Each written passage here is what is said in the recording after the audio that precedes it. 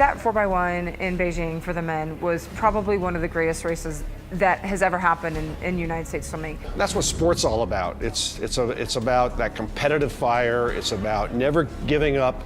It's about putting your all into it, and that's what that entire relay team showed in that one event. Well, in Beijing in 2008, the Americans and the French were, considered the two sort of co-favorites in the men's 4x100 freestyle relay. The other thing that was important about this race was Michael Phelps was swimming in it, and it was one of his attempts at winning 8 gold medals. So if the U.S. did not win, Phelps' 8 for 8 perfect record at the Beijing Olympics was out the window. So it was, important for the U.S. to win for Phelps' sake as well. That was Michael Phelps' first final, and he was going for 8 gold medals. And if we would have gotten second in that race, it would have probably dramatically changed the outcome of his Olympic Games for sure, but it potentially could have changed the outcome of the Olympic swimming team as well. The French were actually probably rated just a little bit above the Americans because of their anchor swimmer, Elaine Bernard. And Bernard actually said, we're going to crush the Americans in this race. Tu parles l'anglais. I can't hear what you say. When you get athletes trash talking, that's part of sport. It infuriates you a little bit, but you also have to be like, you know what, I'm here to swim, and I'm here to swim fast, and I'm gonna do the best I can. American swimmers are expected to do well, and that's infused throughout the culture of our national team program. And so it's not just doing well for yourself, it's doing well for your teammates. Phelps is a tremendous swimmer, but he's not the greatest sprinter in the 100 freestyle. That's not his best event. And it came down to the anchor, and it was Elaine Bernard against the American Jason Lezak. And Lezak was good, but he wasn't really quite considered to be in Bernard's class.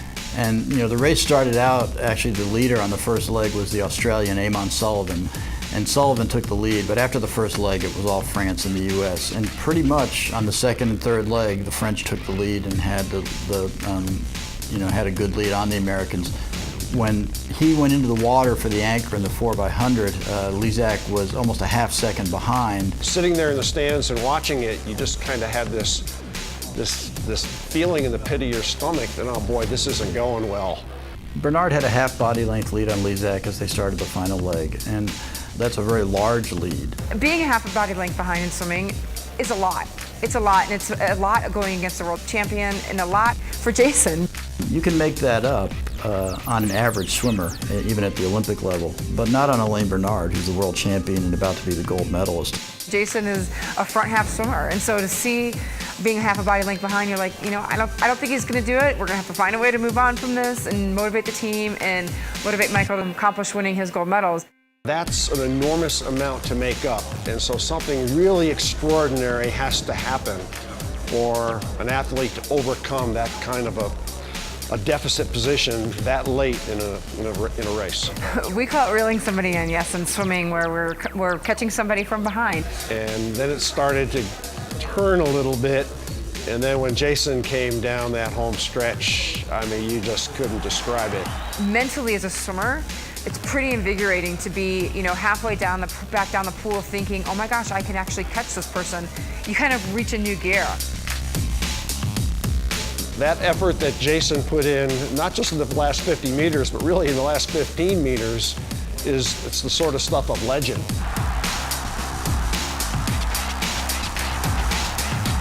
He beat Bernard on the final leg by 0.75 seconds to win the gold medal for the U.S. Just an unheard of comeback, because nobody was expecting Lezak to beat Bernard by itself, much less by that much of a margin. The feeling was euphoria, and nobody expressed that better probably after than Michael Phelps in that now famous pose of him just with his arms out and just screaming. Watching Jason catch the Frenchman was a little bit of an aha moment. You're just like, really? Did that really just happen? You just don't see that sort of comeback at that level.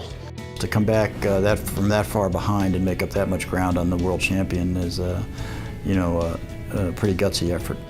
When you saw the finish, you didn't think that he did it. Then you look at the scoreboard and you're like, it's almost like a relief feeling. You're like, oh my gosh, he just did it. It's amazing. Everyone knew they were seeing a part of history, and it's something they would tell their kids and grandkids about, the oral history of that night.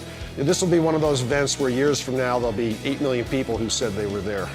And then for him to actually do it and be smart enough to swim the race that he swam and do what he did, it was really unbelievable.